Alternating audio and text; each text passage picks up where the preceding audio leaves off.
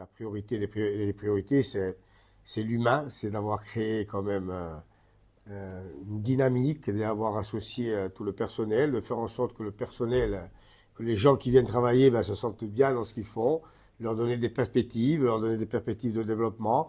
Et on a su créer vraiment une dynamique et une équipe autour de moi aujourd'hui qui travaille, et c'est à elle qu'il faut rendre hommage, et c'est à tous ces hommes et ces femmes qui sont à mes côtés tous les jours. Ça a dépassé ce que j'avais envisagé au départ. Je suis arrivé le 27 juillet 2021, très modestement.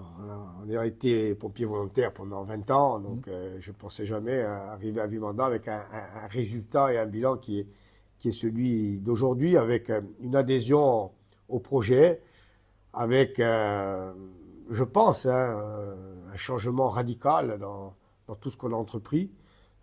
D'abord, en priorité, on s'est attaqué à la caserne de Bastia, qui était insalubre. Donc, ce projet attendu depuis 20 ans. On a construit Galéria dans la foulée, puis après la Porte, puis après on a rénové Cervione, et puis après on a rénové les services techniques, en rénovant complètement Cervione, en faisant des travaux sur Calvi, en faisant des travaux aujourd'hui sur Ghisonaccio. On a refait la caserne avec la mairie, Ghisoni, où la caserne a été refaite aussi avec la mairie.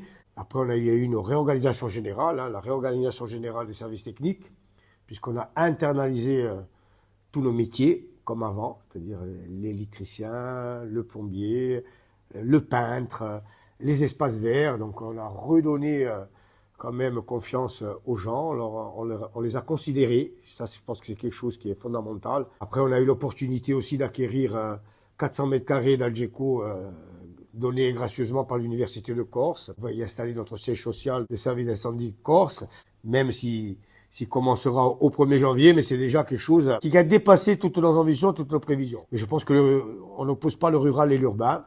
Bien sûr, l'urbain c'est important, mais le rural aussi, on a investi beaucoup d'argent dans les casernes du rural. Faire une caserne à Galéria, c'est un acte militant très fort pour le rural. Faire une caserne à la Porte, c'est quelque chose de très important. Je m'y étais engagé, quand j'ai pris mes responsabilités, de reconsidérer le rural.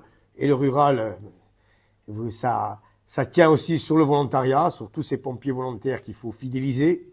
Bien entendu, même dans les grands centres, mais dans les petits centres comme ça, entre guillemets, il n'y a que des volontaires. C'est eux qui tiennent aujourd'hui le service d'incendie et de secours. Eux aussi, il y a un travail considérable qui est fait en termes de valorisation, en termes de considération. Je pense que quand on considère les gens, on fait en sorte qu'ils viennent travailler avec un objectif de construire, de se sentir utile. On réussit. La réussite n'est jamais personnelle. C'est pas un président qui peut réussir tout seul ou un directeur. C'est un travail d'équipe. Je vois que des gens qui veulent porter des projets, qui veulent construire. En tout cas, l'année 2025-2026 sera chargée avec la rénovation de Luciane et la construction de la caserne des Montagnards qui me tient à cœur.